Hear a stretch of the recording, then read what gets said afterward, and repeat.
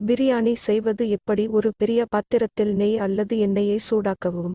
பிரியாணி இலைகள், லவங்கப்பட்டை, 3 முதல் 4 கிராம்பு, 3 முதல் 4 ஏலக்காய் சேர்த்து 1 நிமிடம் வாசனை வரும் வரை வதக்கவும். நறுக்கிய வெங்காயத்தைச் சேர்த்து பொன்னிறமாகும் வரை வதக்கவும். இஞ்சி, பூண்டு விழுது மற்றும் பச்சை மிளகாய் சேர்த்து மற்றொரு நிமிடம் வதக்கவும். பொடியாக நறுக்கிய தக்காளியைச் சேர்த்து வதக்கவும்.